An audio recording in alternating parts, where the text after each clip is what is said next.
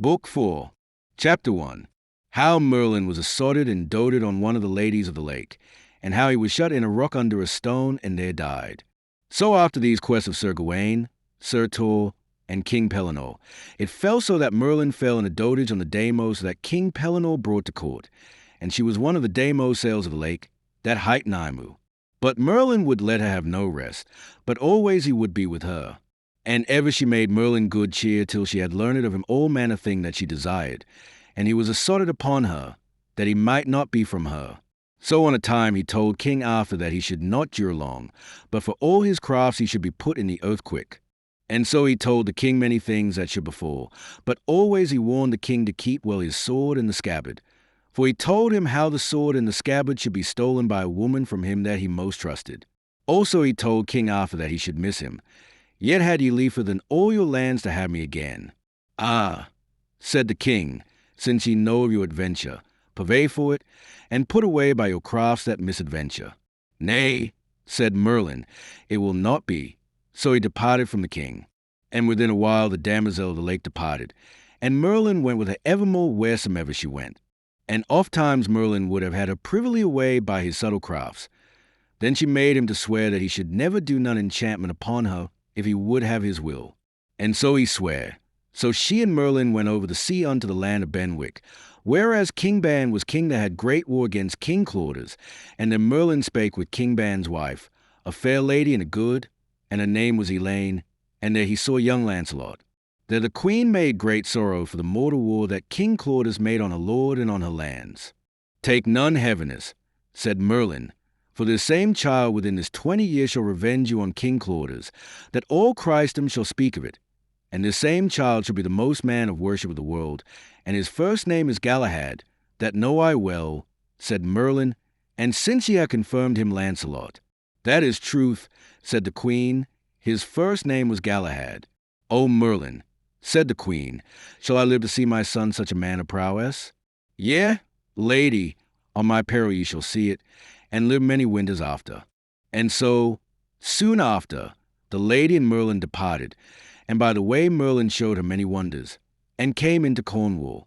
And always Merlin lay about the lady to have her maidenhood, and she was ever passing weary of him, and fain would have been delivered of him. For she was afeard of him because he was a devil's son, and she could not beskiff him by no mean. And so on a time it happed that Merlin showed her in a rock whereas was a great wonder, and wrought by enchantment, that went under great stone. So by a subtle working she made Merlin to go under that stone to let her wit of the marvels there. But she wrought so there for him that he came never out for all the craft he could do. And so she departed and left Merlin. Chapter 2. How 5 kings came into this land to war against King Arthur, and what counsel Arthur had against them. And as King Arthur rode to Camelot, and held there a great feast with mirth and joy, so soon after he returned unto Carduel.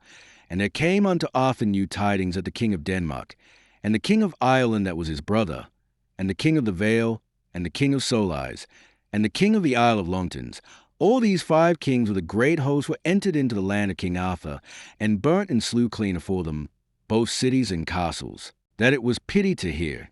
Alas, said Arthur, yet had I never rest 1 month since I was crowned king of this land. Now shall I never rest till I meet with those kings in a fair field, that I make mine avow, for my true liege people shall not be destroyed in my default. Go with me who will, and abide who that will. Then the king let write unto King Pellinore, and prayed him in all haste to make him ready with such people as he might lightliest rear and hie him after in all haste. All the barons were privily wroth that the king would depart so suddenly, but the king by no mean would abide, but made writing unto them that were not there, and bade them hie after him, such as were not at that time in the court. Then the king came to Queen Guinevere, and said, Lady, make you ready, for ye shall go with me. For I may not long miss you. Ye shall cause me to be the more hardy. What adventure so befall me, I will not with my lady to be in no jeopardy. Sir, said she, I am at your commandment, and shall be ready what time so ye be ready. So on the morn the king and the queen departed with such fellowship as they had, and came into the north, into a forest beside Humber, and there lodged them. When the word and tiding came unto the 5 kings above said, that Arthur was beside Humber in a forest, there was a knight, brother unto one of the 5 kings, that gave them this counsel, Ye know well that Sir Arthur, the flower of chivalry of the world, with him, as it is proved by the great battle he did with the 11 kings. And therefore hie unto him night and day till that we be nigh him. For the longer he tarrieth, the bigger he is, and we ever the weaker. And he is so courageous of himself that he is come to the field with little people. And therefore let us set upon him all day, and we shall slay down. Of his knights there shall none escape. Chapter 3. How King Arthur had to do with them and overthrew them, and slew the 5 kings, and made the remnant to flee. Unto this council these 5 kings ascended. And so they passed forth with their host through North Wales, and came upon Arthur by night, and set upon his host as the king and his knights were in their pavilions. King Arthur was unarmed, and had laid him to rest with his queen Guinevere. Sir, said Sir Kay, it is not good we be unarmed. We shall have no need, said Sir Gawain and Sir Griflet, that lay in a little pavilion by the king. With that they heard a great noise, and many cried, Treason, treason. Alas, said King Arthur, would be betrayed. Unto arms, fellows, then he cried. So they were armed anon at all points. Then came their wounded knight unto the king, and said, Sir, save yourself and my lady the queen, for our host is destroyed, and much people of ours slain. So anon the king and the queen and the 3 knights took their horses, and rode toward Humber to pass over it. And the water was so rough that they were afraid to pass over. Now may ye choose, said King Arthur, whether ye will abide and take the adventure on this side, for when ye be taken they will slay you. It were me liefo, said the queen, to die in the water than to fall in your enemies' hands, and there be slain. And as they stood so talking, Sir Kay saw the 5 kings coming on horseback by themselves alone, with their spears in their hands even toward them. Lo, said Sir Kay, yonder be the 5 kings. Let us go to them and match them. That were folly, said Sir Gawain, for we are but 3 and they be 5. That is truth, said Sir Griflet. No force, said Sir Kay, I will undertake for 2 of them, and then may ye 3 undertake for the other 3. And therewithal, Sir Kay let his horse run as fast as he might, and struck one of them through the shield and the body of Fathom, that the king fell to the earth stark dead. That saw Sir Gawain, and ran unto another king so hard that he smote him through the body. And therewithal King Arthur ran to another, and smote him through the body with a spear, that he fell to the earth dead. Then Sir Griflet ran unto the 4th king, and gave him such a fall that his neck brake. Anon Sir Kay ran unto the 5th king, and smote him so hard on the helm that the stroke clave the helm and the head to the earth. That was well stricken, said King Arthur, and worshipfully hast thou holden thy promise. Therefore I shall honour thee while that I live. And therewithal they set the queen in a barge into Humber. But always Queen Guinevere praised Sir Kay for his deeds, and said, What lady that ye love? And she love you not again, she were greatly to blame. And among ladies, said the queen, I shall bear your noble fame, for ye spake a great word, and fulfilled it worshipfully. And therewith the queen departed. Then the king and the 3 knights rode into the forest, for that they supposed to hear of them that were escaped. And they found the most part of his people, and told them all how the 5 kings were dead. And therefore let us hold us together till it be day, and when their hosts have espied that their chieftains be slain, they will make such dole that they shall no more help themselves. And right so as the king said, so it was. For when they found the 5 kings dead, they made such dole that they fell from their horses. Therewithal came King Arthur but with a few people, and slew on the left hand and on the right hand, that well nigh there escaped no man, but all was slain to the number 30,000. And when the battle was all ended, the king kneeled down and thanked God meekly. And then he sent for the queen, and soon she was come, and she made great joy of the overcoming of that battle. Chapter 4. How the battle was finished or he came, and how King Arthur founded an abbey where the battle was. Therewithal came one to King Arthur, and told him that King Pellinore was within 3 miles with a great host. And he said, Go unto him, and let him understand how we have sped. So within a while King Pellinore came with a great host, and saluted the people and the king, and there was great joy made on every side. Then the king let search how much people of his party there were slain, and there were found but little past 200 men slain, and 8 knights of the Table Round in their pavilions. Then the king let rear and devise in the same place whereat the battle was done a fair abbey, and endowed it with great livelihood, and let it call the Abbey of La Belle Adventure. But when some of them came into their countries, whereof the 5 kings were kings, and told them how they were slain, there was made great dole. And all King Arthur's enemies, as the king of North Wales, and the kings of the north, wist of the battle, they were passing heavy. And so the king returned unto Camelot in haste. And when he was come to Camelot, he called King Pellinore unto him, and said, Ye understand well that we have lost 8 knights of the best of the Table Round, and by your advice we will choose 8 again of the best we may find in this court. So, said Pellinore, I shall counsel you after my conceit the best. There are in your court full noble knights both of old and young, and therefore by mine advice ye shall choose half of the old and half of the young. Which be the old? Said King Arthur. So, said King Pellinore, meseemeth that King Uriens hath wedded your sister Morgan le Fay, and the King of the Lake, and Sir Hervise de Revel, a noble knight, and Sir Galahad the fourth. This is well devised, said King Arthur, and right so shall it be. Now, which are the 4 young knights? Said Arthur.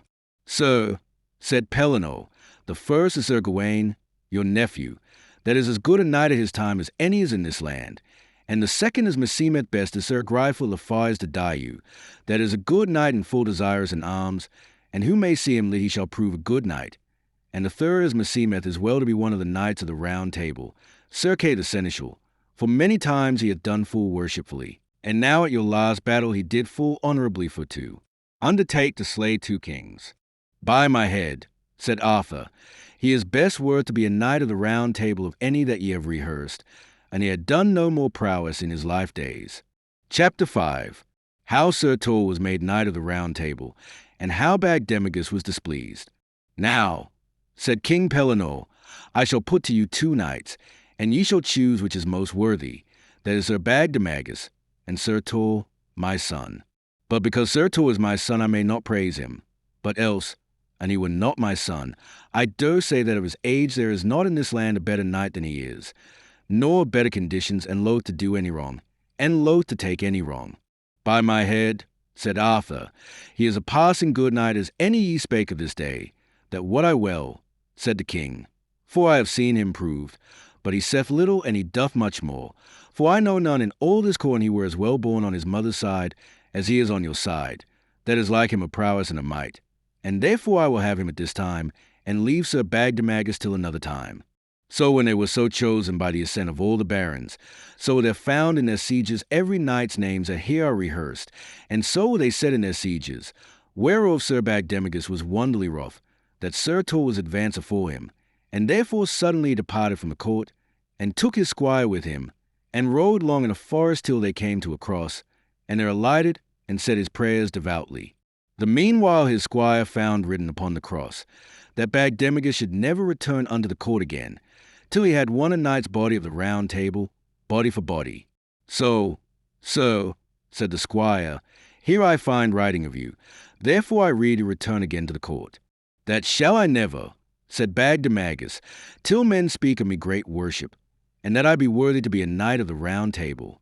And so he rode forth, and there by the way he found a branch of an holy herb that was the sign of the Sangreal, and no knight found such tokens but he were a good liver.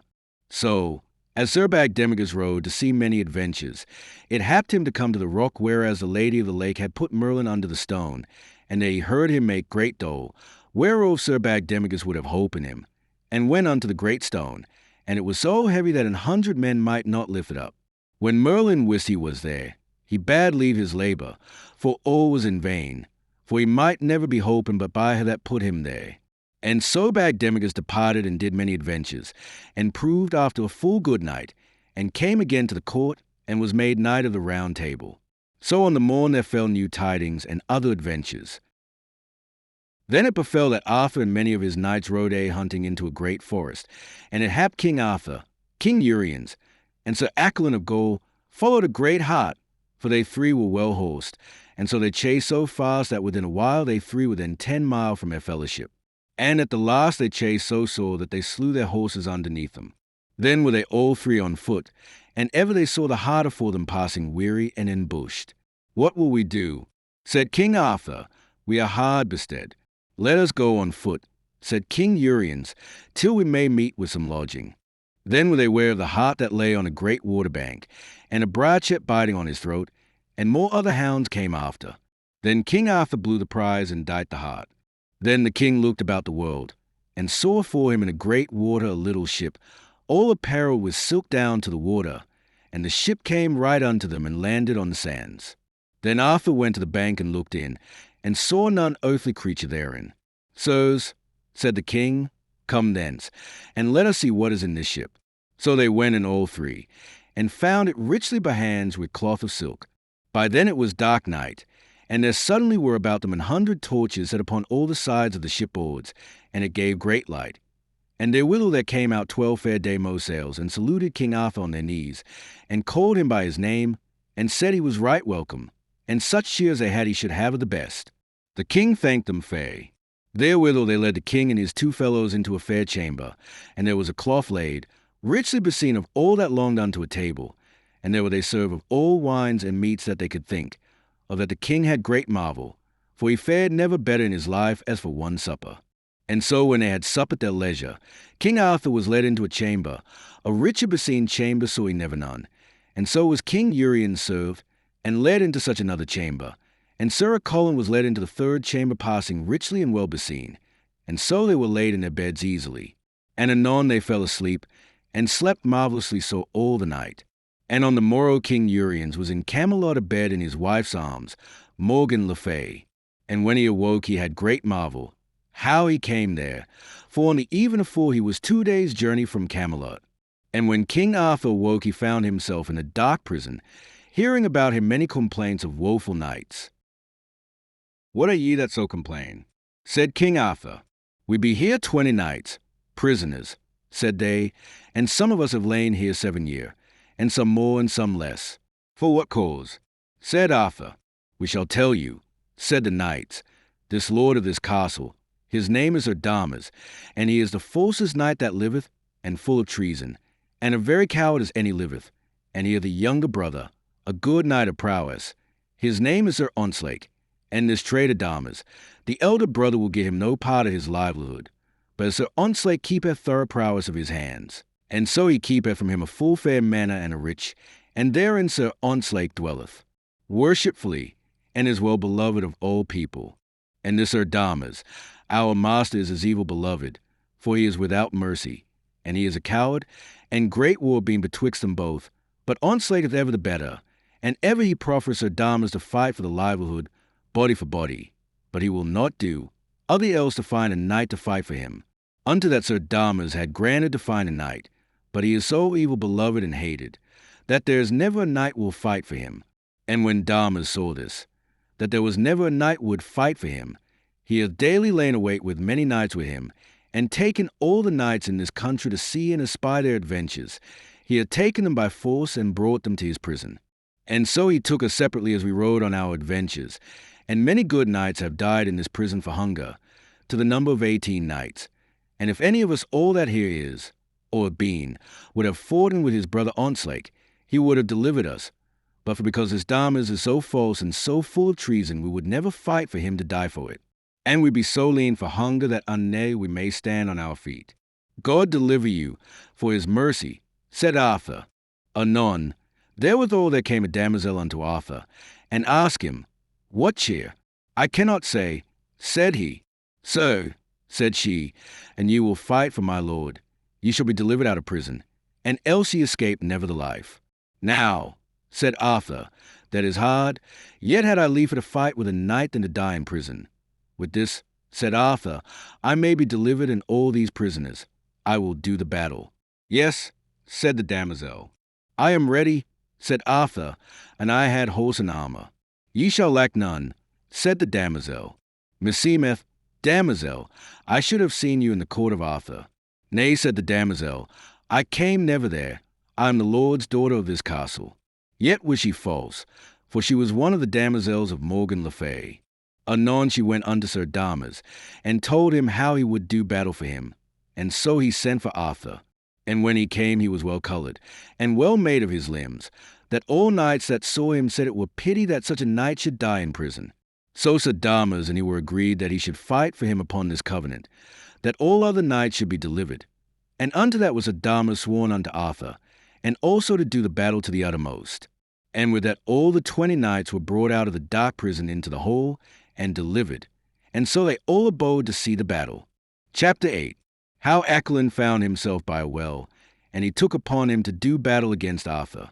Now turn we unto Accolin of Gaul, that when he awoke he found himself by a deep well side, within half a foot, in great peril of death. And there came out of that fountain a pipe of silver, and out of that pipe ran water all on high in a stone of marble. When Sir Accolin saw this, he blessed him and said, Jesus save my lord King Arthur, and King Uriens, for these damosels in this ship have betrayed us. There were devils and no women. And if I may escape this misadventure, I shall destroy all where I may find these false damosels that use enchantments. Right with that there came a dwarf with a great mouth and a flat nose, and saluted Sir Accolin, and said how he came from Queen Morgan le Fay. And she greeteth you well, and biddeth you be of strong heart, for ye shall fight tomorrow with a knight at the hour of prime, and therefore she has sent you here Excalibur, Arthur's sword, and the scabbard, and she biddeth you as ye love her, that ye do the battle to the uttermost, without any mercy, like as ye had promised her when ye spake together, in privity. And what damosel that bringeth to the knight's head, which ye shall fight withal, she will make her a queen. Now I understand you well, said Accolin. I shall hold that I have promised, and now I have the sword. When saw ye my lady Queen Morgan le Fay? Right late, said the dwarf. Then Accolin took him in his arms and said, Recommend me unto my lady queen, and tell her all shall be done that I have promised her, and else I will die for it. Now I suppose, said Accolin, she hath made all these crafts and enchantments for this battle. Ye may well believe it, said the dwarf. Right so there came a knight and a lady with 6 squires, and saluted Accolin, and prayed him for to arise, and come and rest him at his manor. And so Accolin mounted upon a void horse, and went with the knight unto a fair manor by a priory, and they had passing good cheer. Then Sir Thomas sent unto his brother Sir Ontzlake, and bade make him ready by tomorrow at the hour of prime, and to be in the field to fight with a good knight, for he had found a good knight that was ready to do battle at all points. When this word came unto Sir Ontzlake, he was passing heavy, for he was wounded a little to fall through both his thighs with a spear, and made great dole. But as he was wounded, he would have taken the battle on hand. So it happed at that time, by the means of Morgan le Fay, Accolin was with Sir Ontzlake lodged. And when he heard of that battle, and how Ontzlake was wounded, he said that he would fight for him, because Morgan le Fay had sent him Excalibur and the sheath for to fight with a knight on the morn.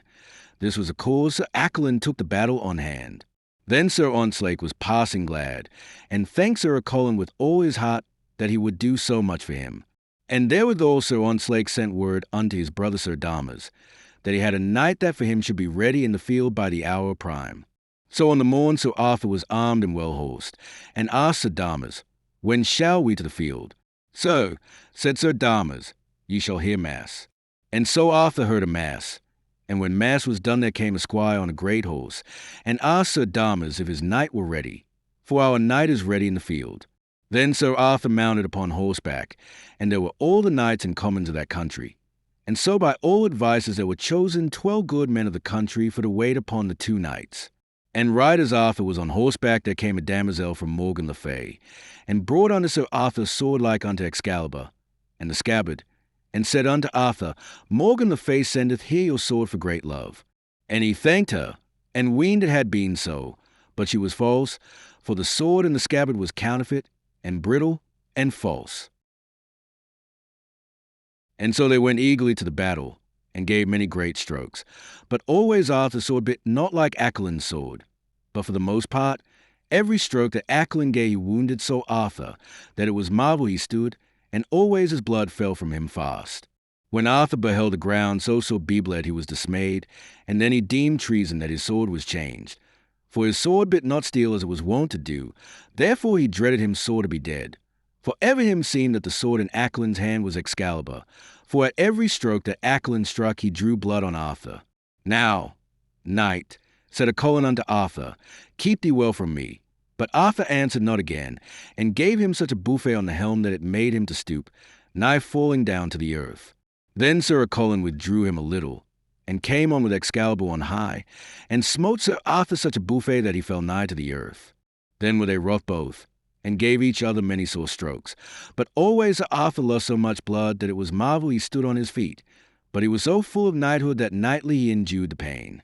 And Sir Accolin lost not a deal of blood, therefore he waxed passing light. And Sir Arthur was passing feeble, and weened verily to have died. But for all that he made countenance as though he might endure, and held Accolin as short as he might. But Accolin was so bold because of Excalibur that he waxed passing hardy. But all men that beheld him said they saw never knight fight so well as Arthur did, considering the blood that he bled. So was all the people sorry for him, but the two brethren would not accord. Then always they fought together as fierce knights, and Sir Arthur withdrew him a little for to rest him. And Sir Accolin called him to battle and said, "It is no time for me to suffer thee to rest."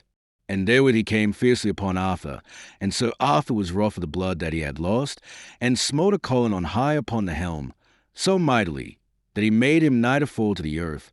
And therewith Arthur's sword brast at the cross, and fell in the grass among the blood, and the pommel and the sure handles he held in his hands. When Sir Arthur saw that, he was in great fear to die, but always he held up his shield and lost no ground, nor bated no cheer.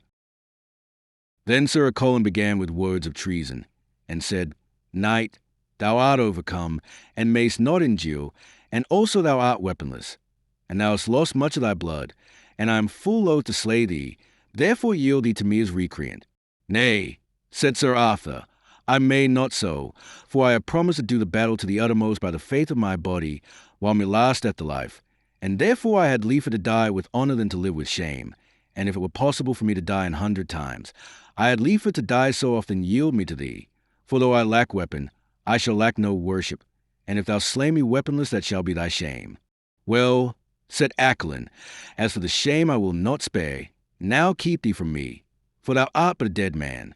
And therewith Accolin gave him such a stroke that he fell nigh to the earth, and would have had Arthur to have cried him mercy. But Sir Arthur pressed unto Accolin with his shield, and gave him with the pommel in his hand such a buffet that he went 3 strides aback. When the damosel of the lake beheld Arthur, how full of prowess his body was, and the false treason that was wrought for him to have had him slain, she had great pity that so good a knight and such a man of worship should so be destroyed. And at the next stroke Sir Accolin struck him such a stroke, that by the damosel's enchantment the sword Excalibur fell out of Accolin's hand to the earth. And therewithal Sir Arthur lightly leapt to it, and gat it in his hand, and forthwithal he knew that it was his sword Excalibur, and said, "Thou hast been from me all too long, and much damage hast thou done me." And therewith he espied the scabbard hanging by his side, and suddenly he stood to him and pulled the scabbard from him, and threw it from him as far as he might throw it. "O knight," said Arthur, "this day hast thou done me great damage with this sword. Now are ye come unto your death. For I shall not warn you, but ye shall as well be rewarded with this sword, or ever would depart, as thou hast rewarded me. For much pain have ye made me to endure, and much blood have I lost." And therewith Sir Arthur rushed on him with all his might, and pulled him to the earth, and then rushed off his helm, and gave him such a buffet on the head that the blood came out at his ears, his nose, and his mouth. "Now will I slay thee," said Arthur. "Slay me ye may well," said Accolin, "an it please you, for ye are the best knight that ever I found, and I see well that God is with you. But for I promise to do this battle," said Accolin, "to the uttermost, and never to be recreant while I lived. Therefore shall I never yield me with my mouth, but God do with my body what he will." Then Sir Arthur remembered him, and thought he should have seen this knight. "Now tell me," said Arthur, "or I will slay thee, of what country art thou, and of what court?" "Sir Knight," said Sir Accolin, "I am of the court of King Arthur, and my name is Accolin of Gaul." Then was Arthur more dismayed than he was beforehand, for then he remembered him of his sister Morgan le Fay, and of the enchantment of the ship. "O Sir Knight," said he, "I pray you tell me who gave you this sword, and by whom ye had it." Then Sir Accolin bethought him, and said, "Woe worth this sword, for by it have I got my death." "It may well be," said the king. "Now, sir," said Accolin, "I will tell you.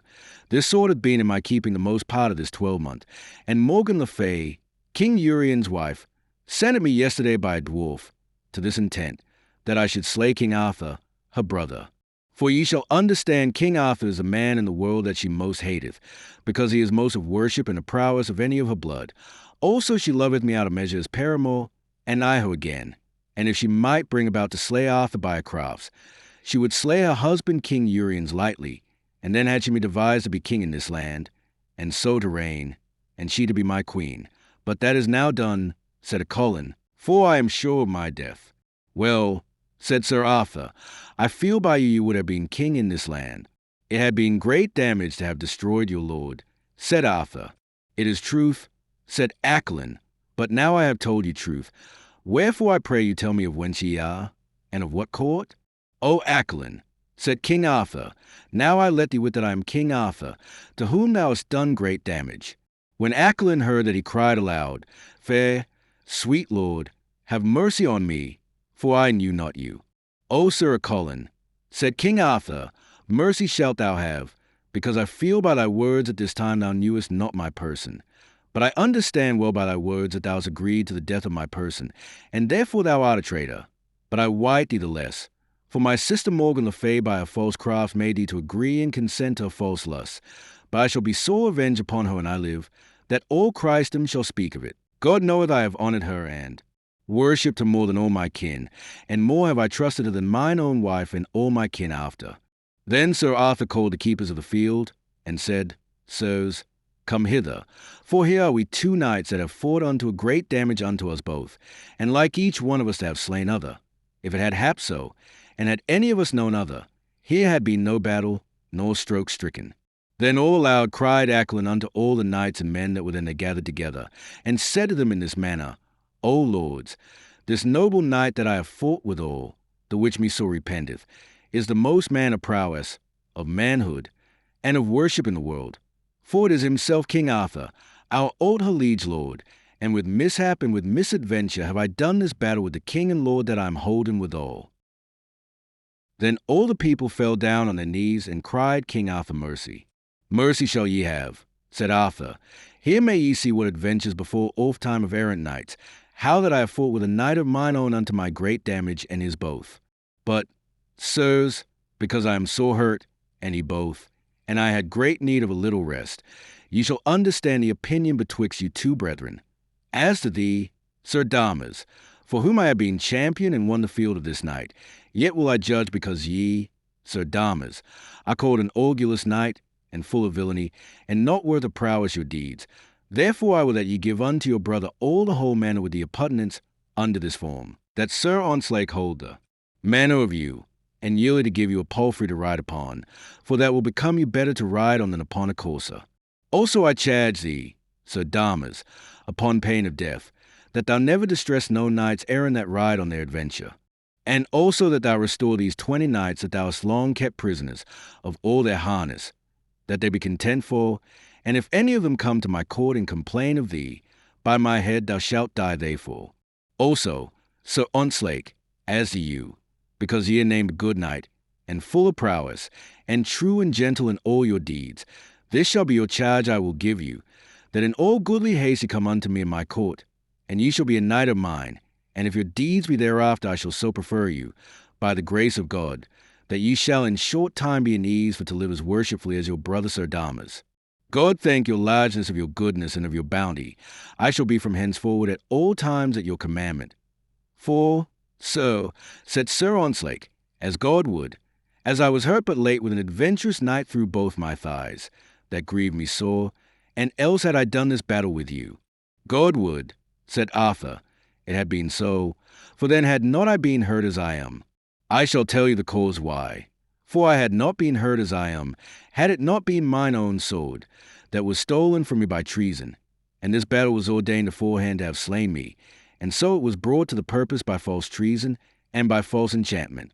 Alas, said Sir Ontzlake, that is great pity that ever so noble a man as ye are of your deeds and prowess, that any man or woman might find in their hearts to work any treason against you. I shall reward them, said Arthur, in short time, by the grace of God. Now, tell me, said Arthur, how far am I from Camelot? Sir, ye are 2 days' journey therefrom. I would fain be at some place of worship, said Sir Arthur, that I might rest me. Say, said Sir Ontzlake, hereby is a rich abbey of your elders' foundation, of nuns, but 3 miles hence. So the king took his leave of all the people, and mounted upon horseback, and Sir Accolin with him. And when they were come to the abbey, he let fetch leeches and search his wounds and Accolin's both. But Sir Accolin died within 4 days, for he had bled so much blood that he might not live, but King Arthur was well recovered. So when Accolin was dead, he let send him on an horse be with 6 knights unto Camelot, and said, Bear him to my sister Morgan le Fay, and say that I send her him to a present, and tell her I have my sword Excalibur in the scabbard. So they departed with the body. Chapter 13. How Morgan would have slain Sir Uriens her husband, and how Sir Uwaine her son saved him. The meanwhile Morgan le Fay had weened King Arthur had been dead. So on a day she espied King Uriens lay in his bed sleeping. Then she called unto her a maiden of her council, and said, Go fetch me my lord's sword, for I saw never better time to slay him than now. O madam, said the damosel, an ye slay my lord he can never escape. Care not you, said Morgan le Fay, for now I see my time in the which it is best to do it, and therefore hide thee fast and fetch me the sword. Then the damosel departed, and found Sir Uwaine sleeping upon a bed in another chamber. So she went unto Sir Uwaine, and awaked him, and bade him, Arise, and wait on my lady your mother, for she will slay the king your father sleeping in his bed, for I go to fetch his sword. Well, said Sir Uwaine, Go on your way, and let me deal. Anon the damosel brought Morgan the sword with quaking hands, and she lightly took the sword, and pulled it out, and went boldly unto the bedside, and awaited how and where she might slay him best. And as she lifted up the sword to smite, Sir Uwaine leapt unto his mother, and caught her by the hand, and said, Ah, fiend, what wilt thou do? An thou wert not my mother, with this sword I should smite off thy head. Ah, said Sir Uwaine, men said that Merlin was begotten of a devil, but I may say an earthly devil bay me. O fair son, Uwaine, have mercy upon me. I was tempted with the devil, wherefore I cry thee mercy. I will never more do so, and say my worship and discover me not. On this covenant, said Sir Uwaine, I will forgive it you, so you will never be about to do such deeds. Nay, son, said she, and that I make you assurance.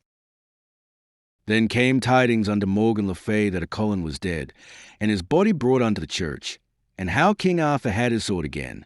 But when Queen Morgan wist that Accolin was dead, she was so sorrowful that near her heart to brast. But because she would not it were known, outward she kept her countenance, and made no semblance of sorrow. But well she wist and she abode till her brother Arthur came thither, there should no gold go for her life. Then she went unto Queen Guinevere, and asked her leave to ride into the country. Ye may abide, said Queen Guinevere, till your brother the king come home. I may not, said Morgan le Fay, for I have such hasty tidings, that I may not tarry. Well, said Guinevere, ye may depart when ye will. So early on the morn, or it was day, she took her horse and rode all that day and most part of the night, and on the morn by noon she came to the same abbey of nuns whereas lay King Arthur, and she knowing he was there, she asked where he was. And they answered how he had laid him in his bed to sleep, for he had had but little rest these 3 nights. Well, said she, I charge you that none of you awake him till I do. And then she alighted off her horse, and thought for to steal away Excalibur his sword. And so she went straight unto his chamber, and no man durst disobey her commandment. And as she found Arthur asleep in his bed, and Excalibur in his right hand naked, when she saw that she was passing heavy, that she might not come by the sword without she had awake him, and then she wist well she had been dead.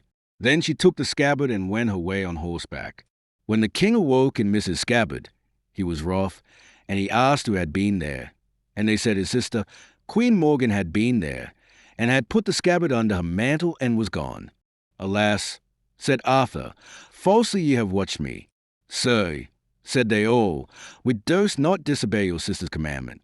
Ah, said the king, let fetch the best horse may be found, and bid Sir Ontzlake arm him in all haste, and take another good horse and ride with me. So anon the king and Ontzlake were well armed, and rode after this lady.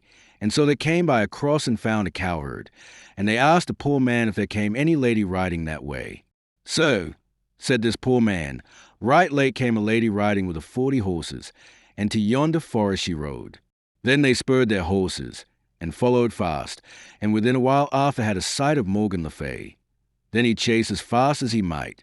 When she espied him following her, she rode a greater pace through the forest till she came to a plain, and when she saw she might not escape, she rode unto a lake thereby, and said, Whatsoever come of me, my brother shall not have this scabbard. And then she let throw the scabbard in the deepest of the water, so it sank, for it was heavy of gold and precious stones. Then she rode into a valley where many great stones were, and when she saw she must be overtaken, she shaped herself, horse and man, by enchantment unto a great marble stone. Anon withal came Sir Arthur and Sir Ontzlake, whereas the king might know his sister and her men, and one knight from another. Ah, said the king, here may ye see the vengeance of God, and now am I sorry that this misadventure is befallen. And then he looked for the scabbard, but it would not be found. So he returned to the abbey where he came from. So when Arthur was gone, she turned all into the likeness as she and they were before, and said, Sirs, now may we go where we will.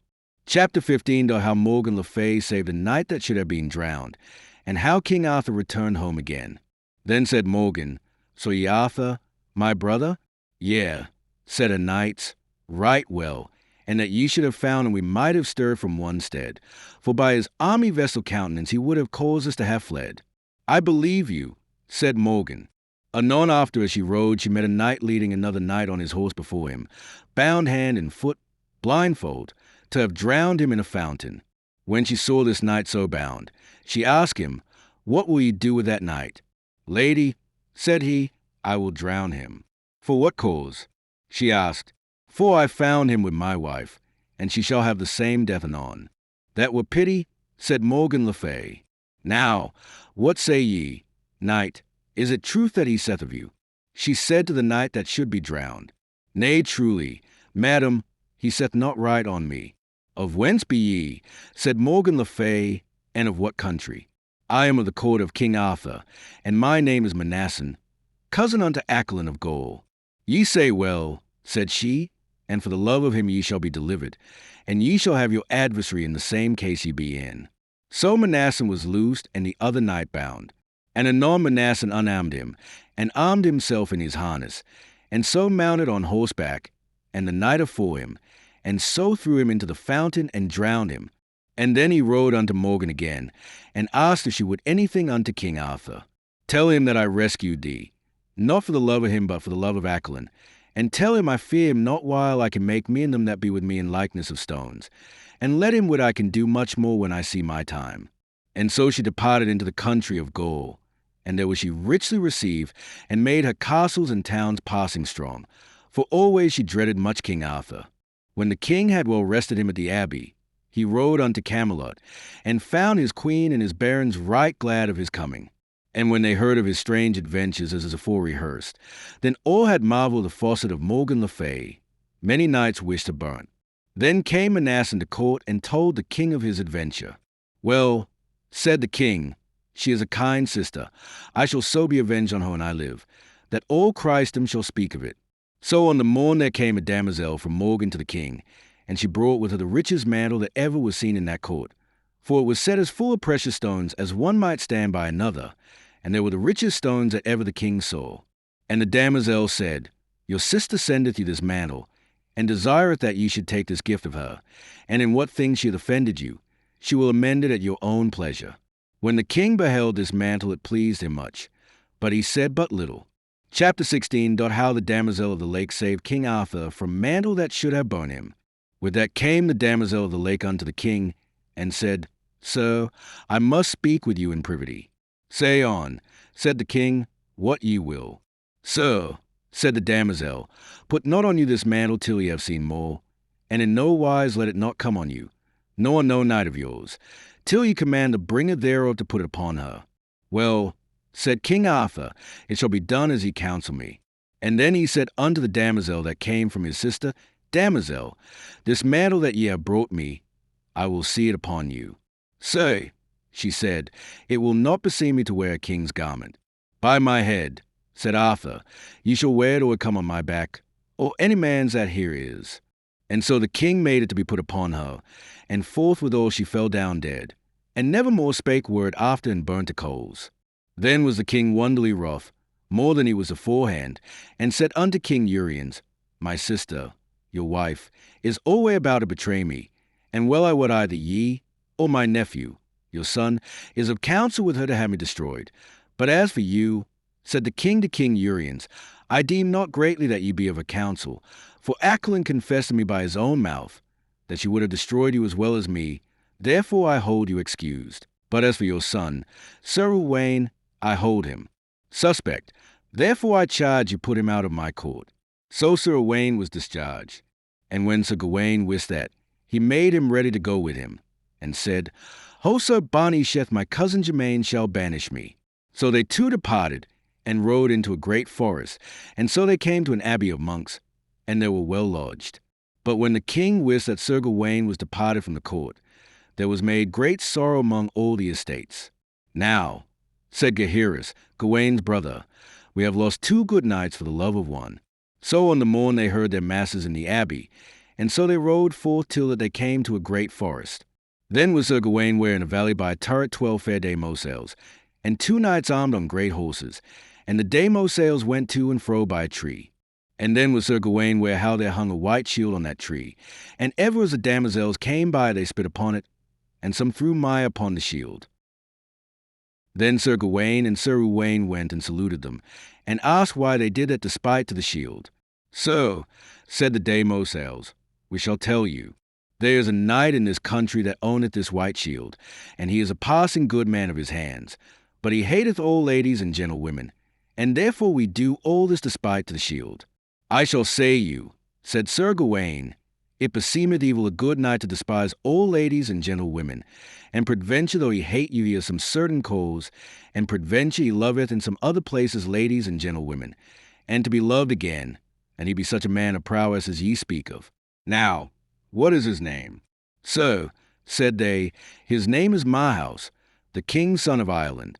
I know him well, said Sir Uwaine. He is a passing good knight as any is alive. For I saw him once proved at a joust where many knights were gathered, and that time there might no man withstand him. Ah, said Sir Gawain, damosels, methinketh ye are to blame, for it is to suppose, he that hung that shield there, he will not be long day from, and then may those knights match him on horseback, and that is more worshipped than thus. For I will abide no longer to see a knight's shield dishonoured. And therewith Sir Uwaine and Gawain departed a little from them, and then were they where Sir Marhaus came riding on a great horse straight toward them. And when the 12 damosels saw Sir Marhaus, they fled into the turret as they were wild, so that some of them fell by the way. Then the one of the knights of the tower dressed his shield, and said on high, Sir Marhaus, defend thee. And so they ran together that the knight brake his spear on Marhaus, and Marhaus smote him so hard that he brake his neck in the horse's back. That saw the other knight of the turret, and dressed him toward Marhaus, and they met so eagerly together that the knight of the turret was soon smitten down, horse and man, stark dead. And then Sir Marhaus rode unto his shield, and saw how it was defouled, and said, Of this despite I am a part avenged, but for love that gave me this white shield I shall wear thee, and hang mine where thou wast. And so he hanged it about his neck. Then he rode straight unto Sir Gawain and to Sir Uwaine, and asked them what they did there. They answered him that they came from King Arthur's court to see adventures. Well, said Sir Marhaus, here am I ready, an adventurous knight that will fulfill any adventure that you will desire, and so departed from them, to fetch his range. Let him go, said Sir Uwaine unto Sir Gawain, for he is a passing good knight as any is living. I would not by my will that any of us were matched with him. Nay, said Sir Gawain, not so, it were shame to us were he not essayed, were he never so good a knight. Well, said Sir Uwaine, I will assay him afore you, for I am more weaker than ye, and if he smite me down, then may ye revenge me. So these 2 knights came together with great raundon, that Sir Uwaine smote Sir Marhaus that his spear brast in pieces on the shield, and Sir Marhaus smote him so sore that horse and man he bare to the earth, and hurt Sir Uwaine on the left side. Then Sir Marhaus turned his horse and rode toward Gawain with his spear. And when Sir Gawain saw that he dressed his shield, and they avented their spears, and they came together with all the might of their horses, that either knight smote other so hard in midst of their shields. But Sir Gawain's spear brake, but Sir Marhaus' spear held, and therewith Sir Gawain and his horse rushed down to the earth. And lightly Sir Gawain rose on his feet, and pulled out his sword, and dressed him toward Sir Marhaus on foot. And Sir Marhaus saw that, and pulled out his sword and began to come to Sir Gawain on horseback. Sir Knight, said Sir Gawain, alight on foot, or else I will slay thy horse. Gramercy, said Sir Marhaus, of your gentleness ye teach me courtesy, for it is not for one knight to be on foot, and the other on horseback. And therewith Sir Marhaus set his spear against a tree, and alighted and tied his horse to a tree, and dressed his shield, And either came unto other eagerly, and smote together with their swords that their shields flew in cantels, and they bruised their helms and their hauberks, and wounded either other. But Sir Gawain from it past 9 of the clock waxed ever stronger and stronger, for then it came to the hour of noon, and thrice his might was increased. All this espied Sir Malory, and had great wonder how his might increased, and so they wounded other passing so. And then when it was past noon, and when it drew toward evensong, Sir Gawain's strength feebled, and waxed passing faint that unease he might do any longer, and Sir Malory was then bigger and bigger. Sir Knight, said Sir Malory, I have well felt that ye are a passing good knight, and a marvellous man of might as ever I felt any, while it lasteth, and our quarrels are not great, and therefore it were pity to do you hurt, for I feel ye are passing feeble. Ah, said Sir Gawain, gentle knight, ye say the word that I should say. And therewith they took off their helms, and either kissed other, and that they swore together either to love other as brethren. And Sir Marhaus prayed Sir Gawain to lodge with him that night. And so they took their horses, and rode toward Sir Marhaus' house. And as they rode by the way, Sir Knight, said Sir Gawain, I have marvelled at so valiant a man as ye be loved no ladies nor damosels. Sir, said Sir Marhaus, they name me wrongfully those that give me that name, but well I would it be the damosels of the turret that so name me, and other such as they be.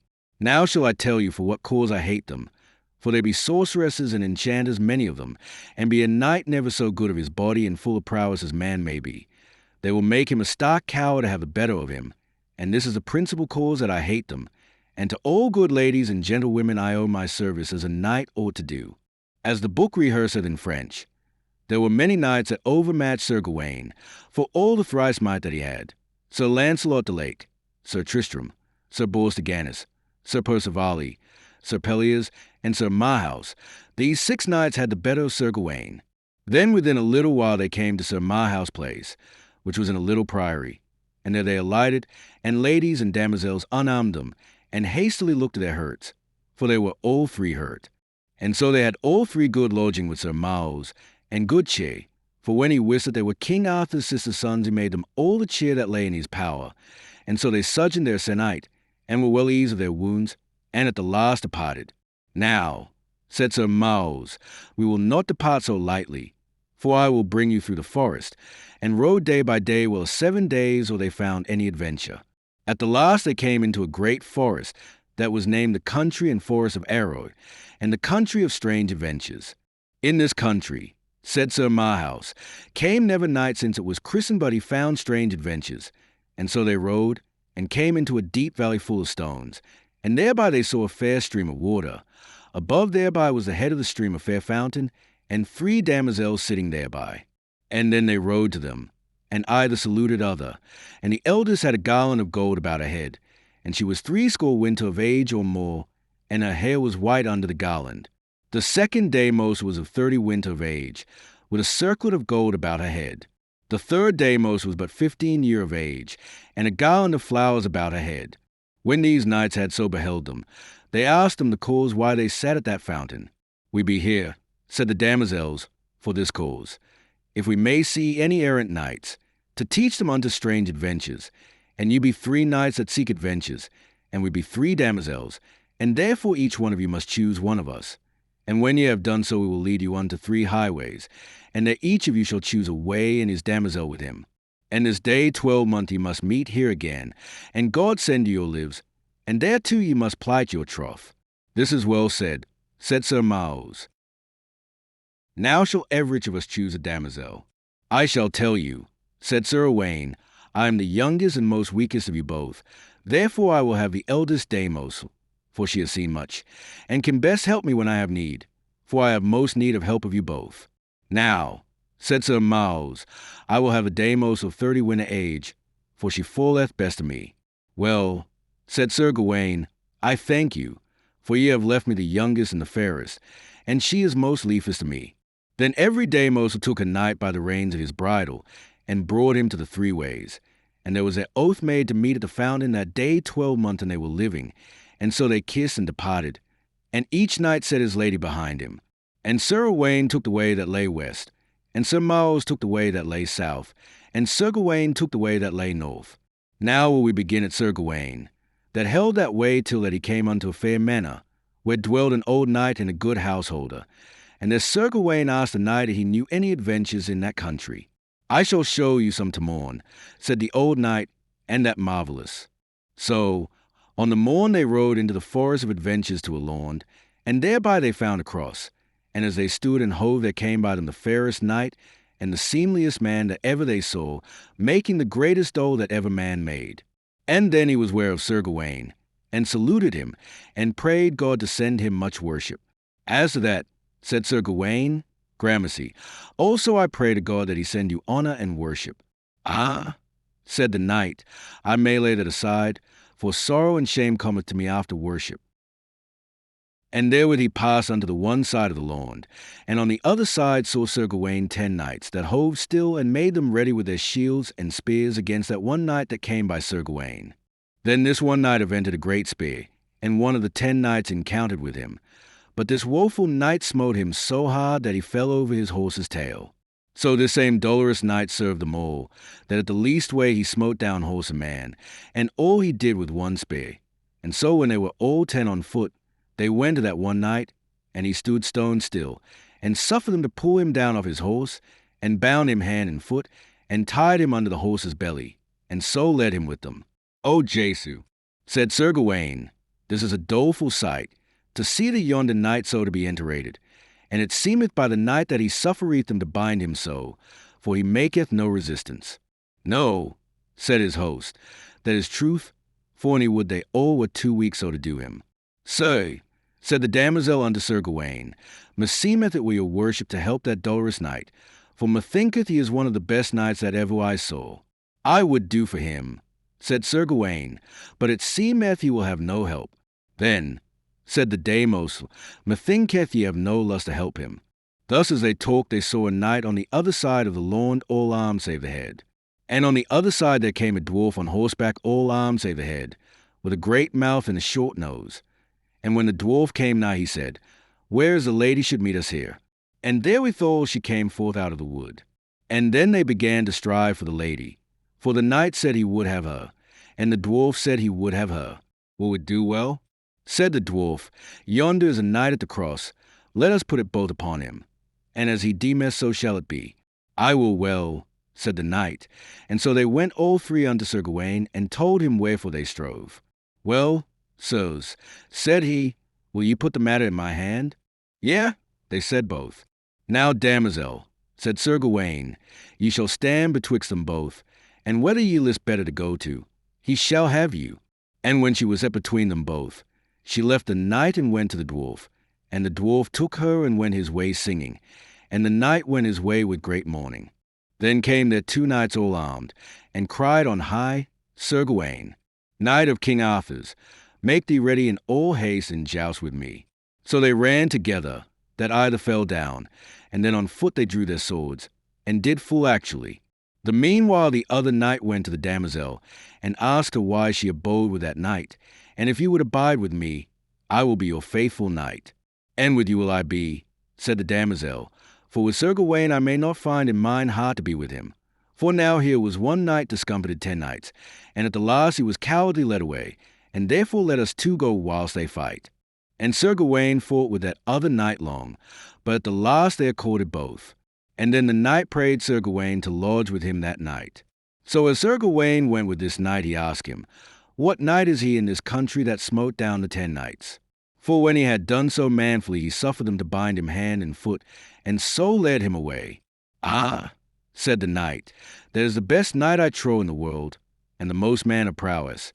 And he had been served so as he was even more than 10 times, and his name hight Sir Pellias, and he loveth a great lady in this country, and her name is Etted.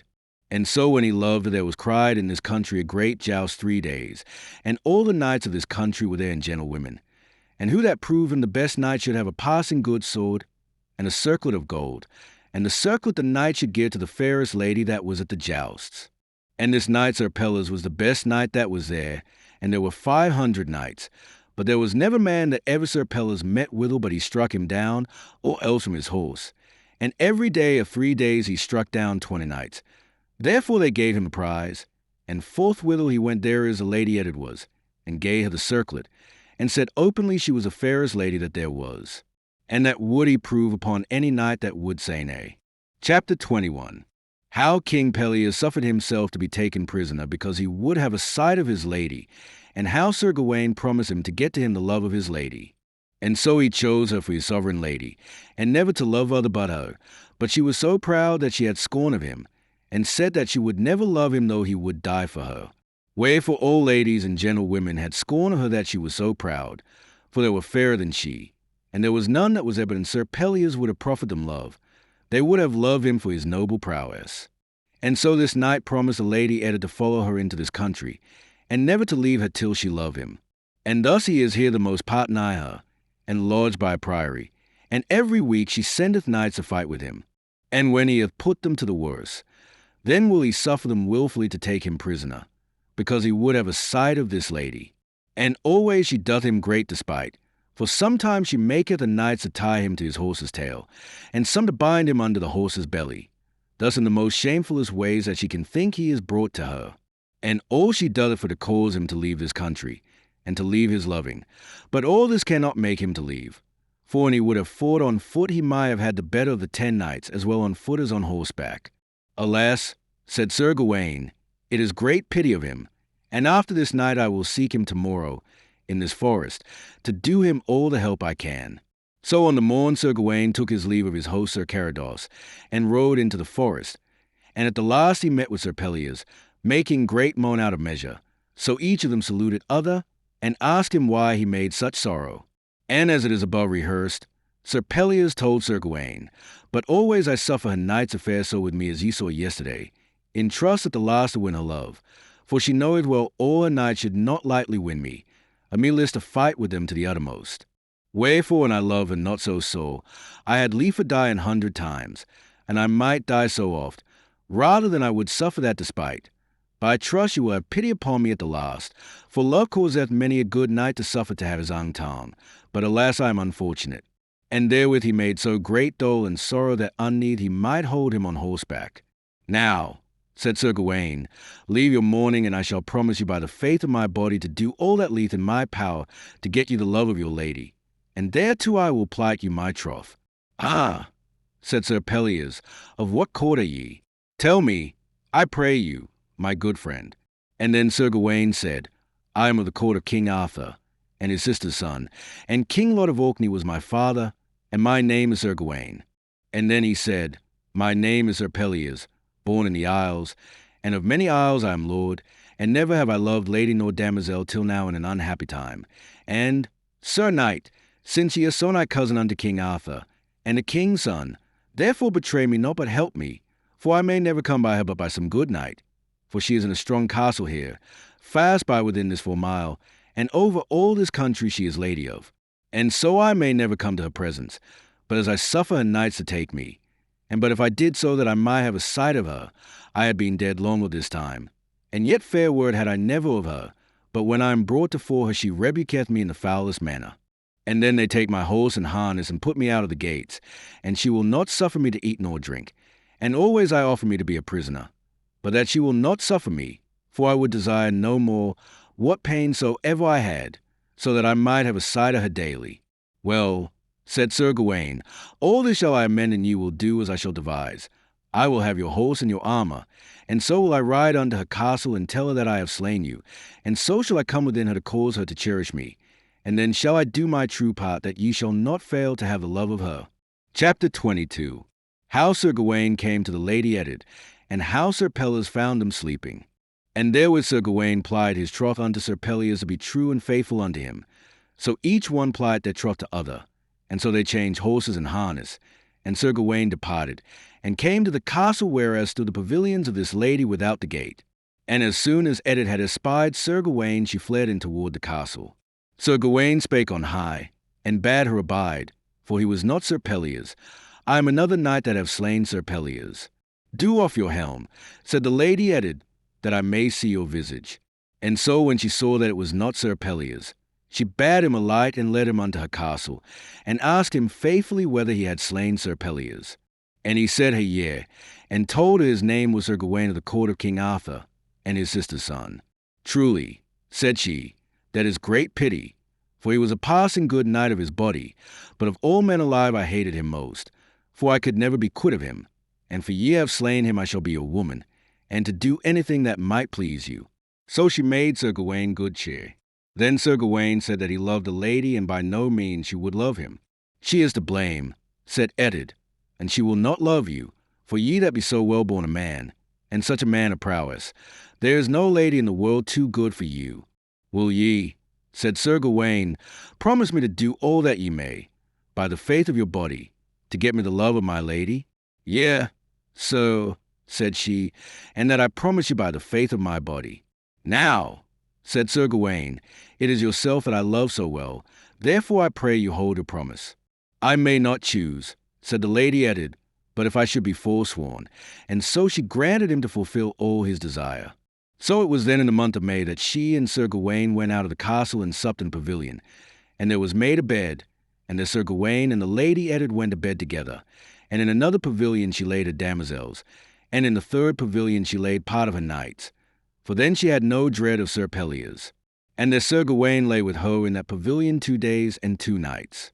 And on the third day, in the morning early, Sir Pelleas armed him, for he had never slept since Sir Gawain departed from him.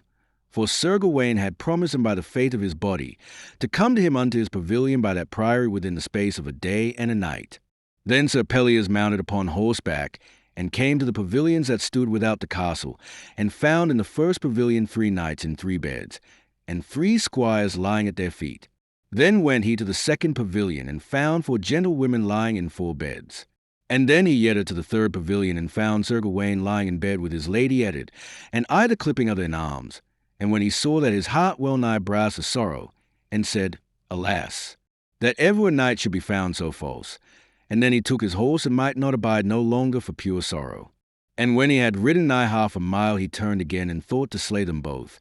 And when he saw them both so lie sleeping fast, unneed he might hold him on horseback for sorrow, and said thus to himself, Though this knight be never so false, I will never slay him sleeping, for I will never destroy the high order of knighthood. And therewith he departed again. And or he had ridden 1/2 mile, he returned again, and thought then to slay them both, making the greatest sorrow that ever man made. And when he came to the pavilions, he tied his horse unto a tree, and pulled out his sword naked in his hand, and went to them dury as they lay. And yet he thought it was shame to slay them sleeping, and laid the naked sword overthwart both their throats, and so took his horse and rode his way. And when Sir Pelleas came to his pavilions, he told his knights and his squires how he had sped, and said thus to them, For your true and good service ye have done me, I shall give you all my goods, for I will go unto my bed and never arise until I am dead. And when that I am dead, I charge you that ye take the heart out of my body, and bear it betwixt 2 silver dishes, and tell her how I saw her lie with the false knight Sir Gawain. Right so Sir Pelleas unarmed himself, and went unto his bed, making marvellous dole and sorrow. When Sir Gawain and Edith awoke of their sleep, and found the naked sword overthwart their throats, then she knew well it was Sir Pelleas' sword. Alas, said she to Sir Gawain, ye have betrayed me and Sir Pelleas both, for ye told me ye had slain him, and now I know well it is not so. He is alive. And if Sir Pelleas had been as uncourteous to you as ye have been to him, ye had been a dead knight. But ye have deceived me and betrayed me falsely, that all ladies and damosels may beware by you and me. And therewith Sir Gawain made him ready, and went into the forest. So it happed then that the damosel of the lake, Nimue, met with a knight of Sir Pelleas, that went on his foot in the forest making great dole, and she asked him the cause. And so the woeful knight told her how his master and lord was betrayed through a knight and lady, and how he will never rise out of his bed till he be dead. Bring me to him, said she anon, and I will warrant his life he shall not die for love, and she that hath caused him so to love, she shall be in as evil plight as he is or it belong to, for it is no joy of such a proud lady that will have no mercy of such a valiant knight. Anon that knight brought her unto him, and when she saw him lie in his bed, she thought she saw never so likely a knight, and therewith she threw an enchantment upon him, and he fell asleep. And therewhile she rode unto the Lady Edith, and charged no man to awake him till she came again. Sir Knight Pelleas, said the damosel of the lake, take your horse and come forth with me out of this country, and ye shall love a lady that shall love you. I will well, said Sir Pelleas, for this Lady Edith hath done me great despite and shame. And there he told of the beginning and ending, and how he had purposed never to have arisen till that he had been dead. And now such grace God has sent me, that I hate her as much as ever I love her. Thanked be our Lord Jesus. Thank me, said the damosel of the lake. Anon Sir Pelleas armed him, and took his horse, and commanded his men to bring after his pavilions and his stuff where the damosel of the lake would assign. So the lady had died for sorrow, and the damos of the lake rejoiced Sir Pelleas, and loved together during their life days. Now turn we unto Sir Malory, that rode with the damos of 30 winter of age, southward. And so they came into a deep forest, and by fortune they were night, and rode long in a deep way, and at the last they came unto a courtelage, and there they asked harbour. But the man of the courtelage would not lodge them for no treatise that they could treat. But thus much the good man said, and you will take the adventure of your lodging. I shall bring you where ye shall be lodged. What adventure is that I shall have for my lodging? Said Sir Marhaus. Ye shall wit when ye come there, said the good man. So, what adventure so it be, bring me thither I pray thee, said Sir Malory, for I am weary, my damos, and my horse. So Sir Marhaus was led in with torchlight, and there was a goodly sight of young men that welcomed him. And then his horse was led into the stable, and he and the damos were brought into the hall, and there stood a mighty duke and many goodly men about him. Then this lord asked him what he hight, and from whence he came, and with whom he dwelt. So, he said, I am a knight of King Arthur's and knight of the Table Round, and my name is Sir Malory, and born I am in Ireland. And then said the duke to him, that me so repenteth. The cause is this, for I love not thy lord nor none of thy fellows of the Table Round, and therefore ease thyself this night as well as thou mayest, for as to morn I and my 6 sons shall match with you. Yea, said the duke, thereof shalt thou not choose, and therefore take you to your chamber, and ye shall have all that to you longeth. So Sir Marhaus departed and was led to a chamber, and his damosel was led unto her chamber. And on the morn the duke sent unto Sir Malory and bade make him ready. And so Sir Malory arose and armed him, and then there was a mass sung afore him, and brake his fast, and so mounted on horseback in the court of the castle where they should do the battle. So there was the duke already on horseback, clean armed, and his 6 sons by him, and Evike had a spear in his hand. And so they encountered, whereas the duke and his 2 sons brake their spears upon him, but Sir Malory held up his spear and touched none of them. Then came the 4 sons by couple, and 2 of them brake their spears, and so did the other 2. And all this while Sir Malory touched them not. Then Sir Malory ran to the duke, and smote him with his spear that wholesome man fell to the earth, and so he served his sons. And then Sir Malory alighted down and bade the duke yield him, or else he would slay him. And then some of his sons recovered, and would have set upon Sir Malory. Then Sir Malory said to the duke, Cease thy sons, or else I will do the uttermost of you all. Then the duke saw he might not escape the death. He cried to his sons, and charged them to yield them to Sir Marhaus. And they kneeled all down and put the pommels of their swords to the knight, and so he received them. And then they helped up their father, and so by their communal assent promised to Sir Marhaus never to be foes unto King Arthur. And thereupon at Whitsuntide after to come, he and his sons, and put them in the king's grace. Then Sir Marhaus departed, and within 2 days his damosel brought him whereas was a great tournament that the Lady de Vaux had cried, and who that did best should have a rich circlet of gold worth 1,000 besants. And the Sir Malory did so nobly that he was renowned, and had sometime down 40 knights, and so the circlet of gold was rewarded him. Then he departed from them with great worship, and so within 7 nights his damosel brought him to an earl's place. His name was the Earl Fergus, that after was Sir Tristram's knight, and this earl was but a young man, and late come into his lands, and there was a giant fast by him that hight tolled, and he had another brother in Cornwall that hight Tollers, that Sir Tristram slew when he was out of his mind. So this earl made his complaint unto Sir Malory, that there was a giant by him that destroyed all his lands, and how he durst nowhere ride nor go for him. So, said the knight, whether useth he to fight on horseback or on foot? Nay, said the earl, there may no horse bear him. Well, said Sir Malory, then will I fight with him on foot. So on the morn Sir Malory prayed the earl that one of his men might bring him whereas the giant was, and so he was, for he saw him sit under a tree of holly, and many clubs of iron and gisams about him.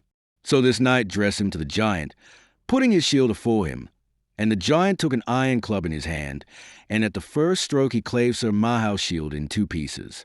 And there he was in great peril. For the giant was a wily fighter, but at last Sir Marhaus smote off his right arm above the elbow. Then the giant fled, and the knight after him, and so he drove him into a water. But the giant was so high that he might not wade after him.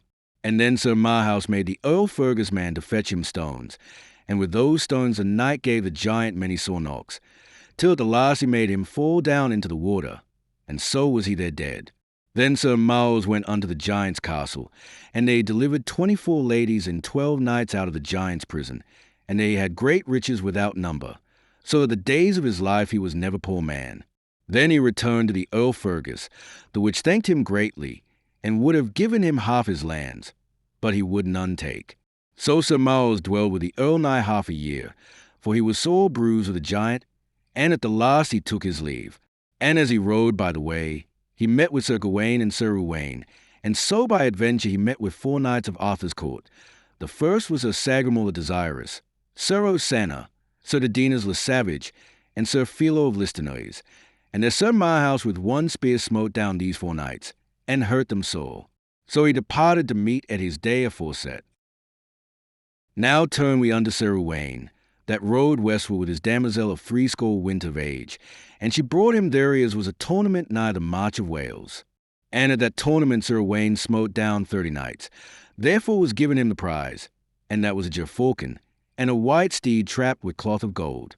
So then Sir Uwaine did many strange adventures by the means of the old damosel, and so she brought him to a lady that was called the Lady of the Rock, the which was much courteous. So there were in the country 2 knights that were brethren, and they were called 2 perilous knights. The one knight hight Sir Edward of the Red Castle, and the other Sir Hugh of the Red Castle, and these 2 brethren had dissuaded the Lady of the Rock of a barony of lands by their extortion. And as this knight was lodged with this lady, she made her complaint to him of these 2 knights. Madam, said Sir Uwaine, they are to blame, for they do against the high order of knighthood and the oath that they made, and if it like you I will speak with them, because I am a knight of King Arthur's, and I will entreat them with fairness, and if they will not, I shall do battle with them, and in the defense of your right. Gramercy, said the lady, and there is I may not acquit you. God shall. So on the morn the 2 knights were sent for, that they should come thither to speak with the Lady of the Rock, and wit ye well they failed not, for they came with 100 horse. But when this lady saw them in this manner so big, she would not suffer Sir Uwaine to go out to them upon no shorty nor for no fair language, but she made him speak with them over a tower. But finally these 2 brethren would not be enterated, and answered that they would keep that they had. Well, said Sir Uwaine, then will I fight with one of you, and prove that ye do this lady wrong. That will we not, said they, for when we do battle, we 2 will fight with 1 knight at once, and therefore if ye will fight so, we will be ready at what hour ye will assign. And if ye win us in battle, the lady shall have her lands again. Ye say well, said Sir Uwaine, therefore make you ready so that ye be here tomorrow in the defense of the lady's right. Chapter 27. How Sir Uwaine fought with 2 knights and overcame them. So was there sickness made on both parties that no treason should be wrought on neither party. So then the knights departed and made them ready, and that night Sir Uwaine had great cheer. And on the morn he arose early and heard mass, and brake his fast, and so he rode unto the plain without the gates, where hoved the 2 brethren abiding him. So they rode together passing sore, that Sir Edward and Sir Hugh brake their spears upon Sir Uwaine. And Sir Uwaine smote Sir Edward that he fell over his horse, and yet his spear brast not.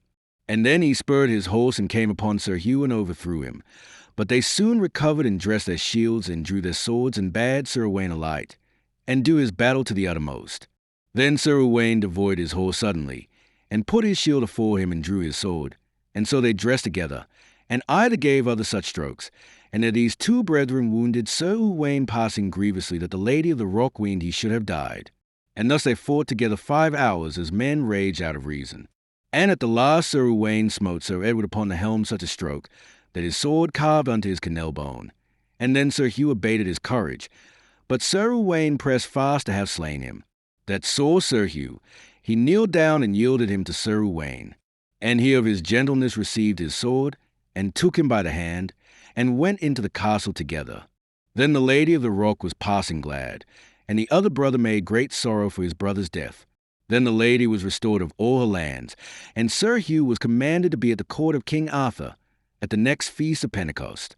So Sir Uwaine dwelt with the lady nigh half a year, for it was long where he might behold of his great hurts. And so when it drew nigh the term day that Sir Gawain, Sir Malory, and Sir Uwaine should meet at the crossway, then every knight drew him to hold his promise that they had made. And Sir Malory and Sir Uwaine brought their damosels with them, but Sir Gawain had lost his damos, as it is afore rehearsed. Chapter 28. How at the year's end all 3 knights with their 3 damosels met at the fountain. Right so at the 12 months' end they met all 3 knights at the fountain and their damosels.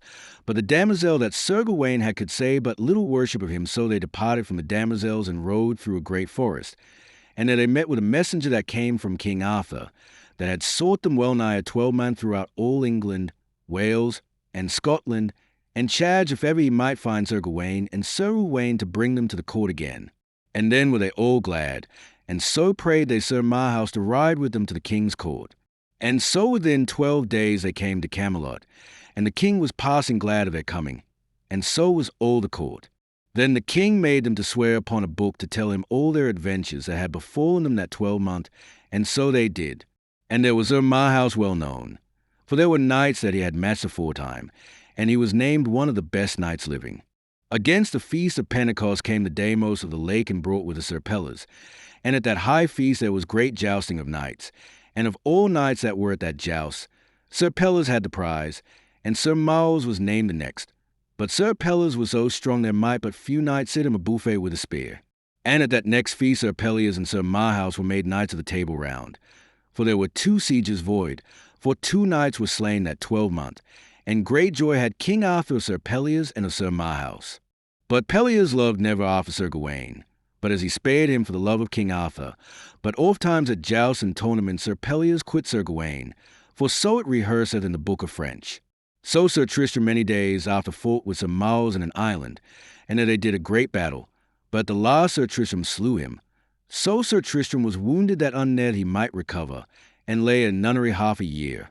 And Sir Pellas was a worshipful knight, and was one of the 4 that achieved the sangreal, and the damos of the lake made by a means that never he had to do with Sir Lancelot de Lake. For where Sir Lancelot was at any joust or any tournament, she would not suffer him be there that day, but if it were on the side of Sir Lancelot.